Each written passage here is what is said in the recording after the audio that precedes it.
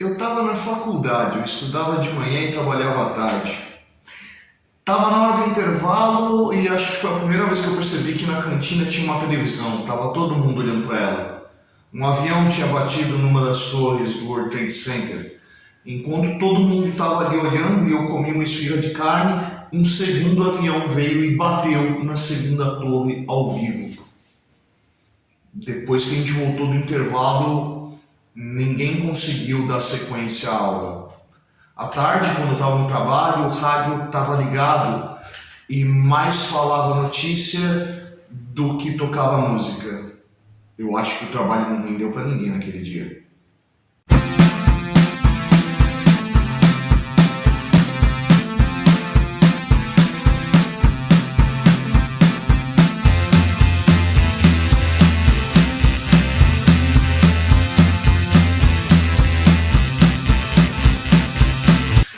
Então, hoje é 11 de setembro, né? Hoje é o dia que a gente relembra o ataque do World Trade Center e eu achei que valia a pena a gente parar para tentar entender como é que o Afeganistão virou o Afeganistão. Como é que se chegou a isso que está lá hoje? Bom, vamos lá. Para isso, a gente vai ter que dar uns passos atrás e começar a entender o que é esse território do Afeganistão. Bom, o Afeganistão está numa área bastante estratégica, tá? Ele está ali numa área que faz fronteira com o Paquistão, com o Irã e, para o que interessa para a gente, ao norte faz fronteira com uma série de países do que um dia foi a União Soviética.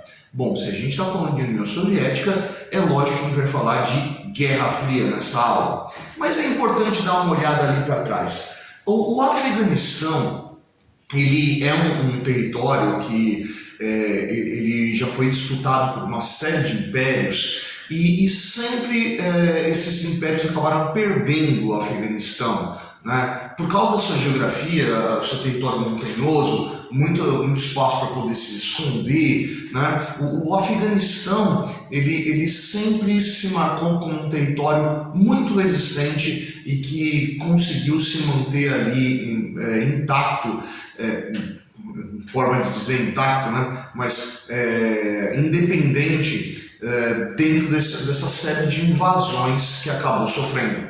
Mas como eu disse, o que a gente vai trabalhar aqui é o Afeganistão a partir do momento da Guerra Fria, porque é lá que começa a se moldar esse Afeganistão que a gente tem hoje. Lembra que a Guerra Fria é aquele momento onde tem uma disputa muito pesada entre Estados Unidos, representando o bloco capitalista, e a União Soviética, representando o bloco socialista. Lembra que eu falei que ao norte o Afeganistão faz fronteira com uma série de países que na época pertencia ali à União Soviética. Bom, a União Soviética, assim como esses diversos impérios ao longo da história, tinha um grande interesse ali no Afeganistão por causa do posicionamento estratégico, né, que conectava ali o Oriente ao Ocidente, né, que inclusive hoje a China olha bastante para o Afeganistão, né, dentro de uma empreitada muito importante que eles têm hoje, de uma nova rota da seda ali, né, que passaria ali pela região do Afeganistão.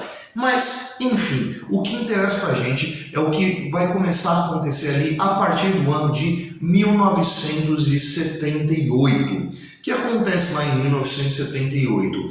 O Afeganistão sofre um golpe de Estado, então não é uma invasão externa, mas algo que vem de dentro. E esse golpe de Estado é orientado pela União Soviética, né? Esse golpe de Estado é dado ali pelo Partido Democrático do Povo Afegão, né? Então, esse grupo aí, obviamente socialista, né, vai tomar o governo e vai admitir ali um governo de caráter socialista e que vai tomar algumas medidas bastante radicais para o cotidiano ali do Afeganistão, né? Por exemplo, o Afeganistão foi declarado um estado ateu e mais, né? Foi proibida a usura dentro do Afeganistão. O Partido Democrático tentou implantar ali algum tipo de reforma agrária e coisa que começou a incomodar o cotidiano daquele povo afegão foi que se extinguiu qualquer diferença no tratamento entre os gêneros, ou seja, homens e mulheres passaram a ter os mesmos direitos políticos, civis e sociais, coisa que no Afeganistão nunca tinha ocorrido até então. Bom, obviamente, a população feminina ficou bastante satisfeita com isso, inclusive, né, não só a população feminina, mas todo o Afeganistão nesse momento passa por um momento de modernização muito grande, inclusive uma interferência muito presente da cultura ocidental dentro do Afeganistão. Então, na hora que você vê a entrada desses direitos femininos e uma ocidentalização da cultura, vai incomodar principalmente um grupo ultra-tradicionalista islâmico, né? Então, esse grupo aí acabava olhando para essas transformações que o Afeganistão vinha sofrendo e encarava naquilo uma suspeita muito grande, uma visão de que o Afeganistão estava perdendo a sua essência. E esse grupo, inclusive, vai resolver reagir ao Partido Democrático do Povo Afegão, né? Esse grupo de conservadores islâmicos vai ter apoio direto dos Estados Unidos, quem está falando de Guerra Fria. Que grupo era esse? Esse grupo era chamado de Mujahideen, né? Que não era um grupo coeso, mas que tinha em si essa ideia de se opor a essa intervenção dos socialistas soviéticos e desse processo de ocidentalização. Bem, os Estados Unidos vai se interessar bastante dos Mujahideen e vão começar a enviar tropas para apoiar esses grupos contra o Partido Democrático do Povo Afegão, né? Além de financiar armas, treinamento e muito mais do que isso. Como assim muito mais do que isso? Inclusive, aí, durante o governo do Ronald Reagan, vai ter uma grande propaganda, né, do que é o Afeganistão. O Afeganistão passa a ser ali um centro, né, dos noticiários, né, para que a população americana voltasse os olhos para esse território, né? Inclusive, né, o filme Rambo 3 é filmado narrando uma história do personagem Rambo junto com os Mujahideen enfrentando os socialistas. Aliás, esse filme ele é dedicado a esse grupo, né, que estava ali para combater essa intervenção socialista dentro do Afeganistão, ignorando completamente que dentro do próprio Afeganistão existiam uma série de apoiadores desse movimento socialista, né? O Partido Democrático do Povo Afegão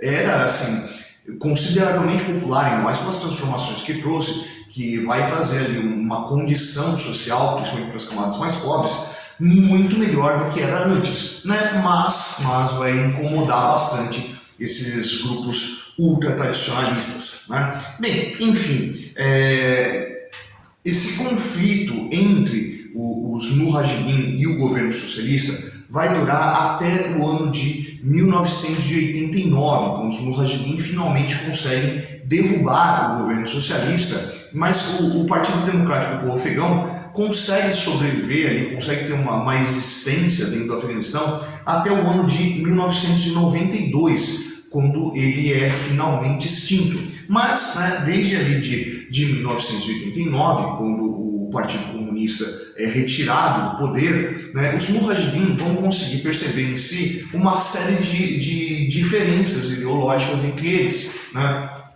E vai começar ali uma luta fratricida entre esses diversos grupos de Mujahideen, né? Apesar de todos eles serem antissocialistas, nem todos eles eram pró-americanos, né? E além do mais, nem todos eles queriam ali que tivesse essa interferência americana também, assim como eles não queriam a interferência dos soviéticos, né? E nesse momento ali, no ano de 1994, vai aparecer um grupo de 50 estudantes de teologia que foram estudar lá no Paquistão e que vão aparecer ali como moralizadores, né?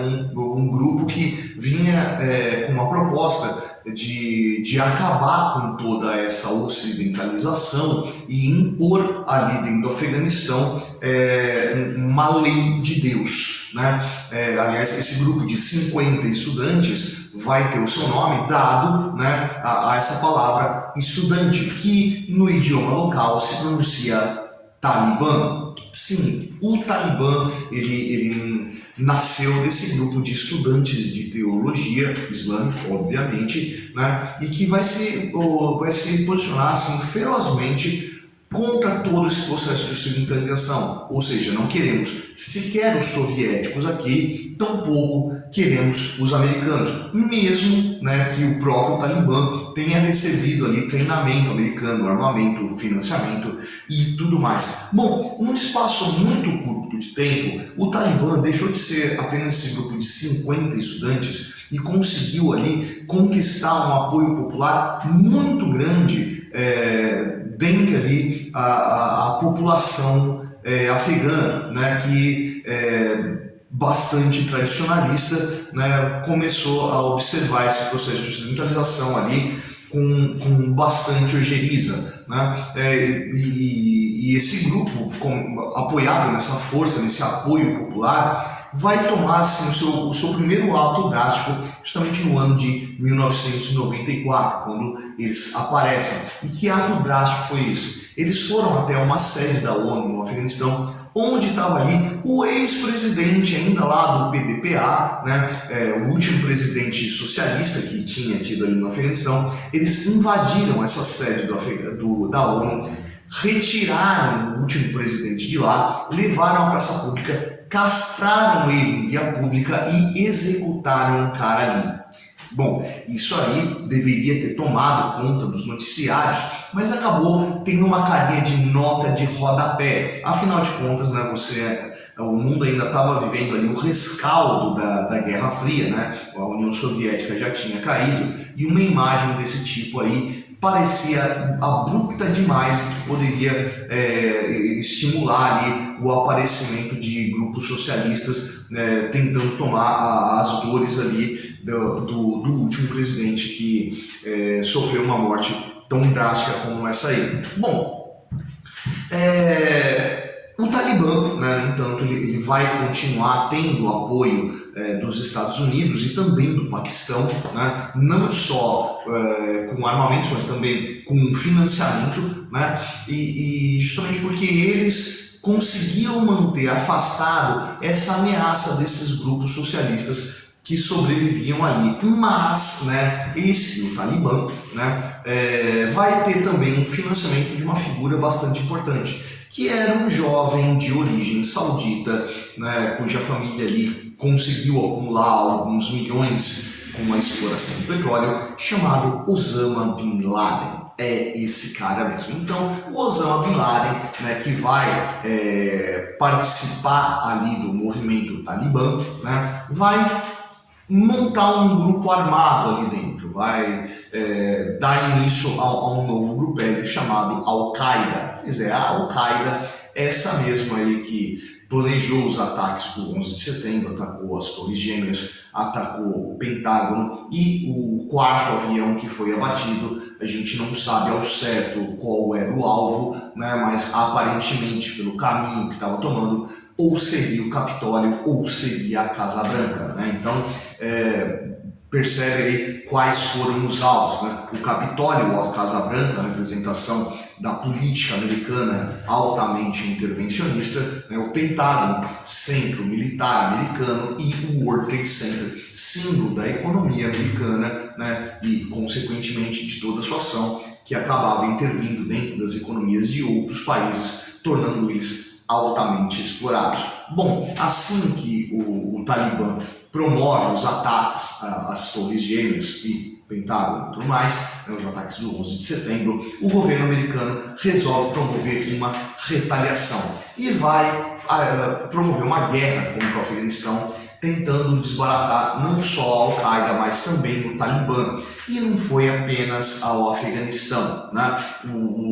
Os Estados Unidos aproveitou a situação para tentar se livrar ali de qualquer outro tipo de liderança que pudesse vir a ameaçar a essa hegemonia americana. Inclusive vai ter ali a guerra no Iraque, né, com a caça e a execução do Saddam Hussein, né? Não me entenda mal, não estou passando pano para Saddam Hussein, acho ele um monstro terrível, né? Mas vamos combinar aí que essa ação americana foi bastante oportunista, afinal de contas, houve lá a denúncia de ter armas de destruição em massa e que nunca foram encontradas, né? E mesmo com toda a retaliação que a ONU tentou promover, os resultados ali foram pífios. Bem, enfim, volta ao Afeganistão.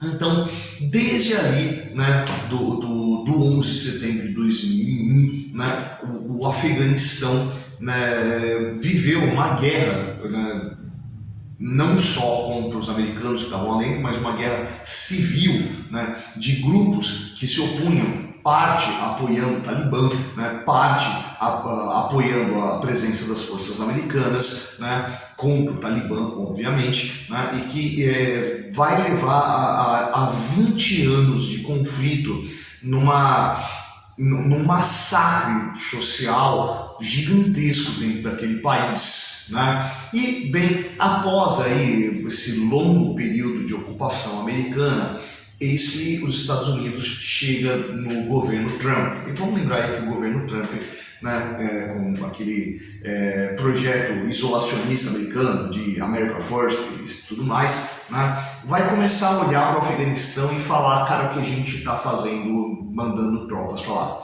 né? Qual que é a necessidade da gente mandar tropas para esse lugar, né? Não temos que investir em intervenção estrangeira, vamos ter que investir dentro do país. E nessa, o governo Trump vai começar a negociar com o Talibã uma saída estratégica. É isso mesmo que você ouviu, né? Estados Unidos vai sentar à mesa com o Talibã e vai negociar a saída dos Estados Unidos. Então, apesar do acordo ser meio que um cessar-fogo, né, um acordo de paz, tem muito mais uma cara de rendição mesmo, porque o posicionamento dos Estados Unidos foi bastante estranho quando a gente pensa nessa presença de 20 anos lá, né? Os Estados Unidos ali se comprometeu a remover todo mundo, retirar todas as suas tropas, levantar as barreiras comerciais e entregar o território ao Talibã, pedindo apenas, né, que o Talibã, né, não promovesse qualquer ataque terrorista aos Estados Unidos, né? Nesse acordo que existe lá entre o Talibã e os Estados Unidos, já estava lá em fevereiro de 2020 esse nome novo que o Afeganistão assumiu agora, né, no mês passado, que é o Emirado Islâmico do Afeganistão. Ou seja, o Afeganistão deixou de ser uma república democrática para passar a ser um estado teocrático islâmico, né? Então é importante a gente parar e observar o que foi esse percurso do Afeganistão e perceber como um grupo, né, ultraconservador, com ideais religiosos, né, moralizantes, vai conseguir transformar o Afeganistão nesse território massacrado, nesse território bastante desigual, né, onde mulheres estão sofrendo aí pra caramba sem poder ter participação política, né, debaixo dessa bandeira de combate à ameaça comunista. E aí, você curtiu o áudio hoje? Se você curtiu, você vai lá embaixo dar um curtir. Se você não curtiu, você vai lá embaixo dar um discutir. Essa é a prancha do Setônio, eu sou o professor Fábio. Você, meu amigo, você deveria estar estudando. Yeah, yeah.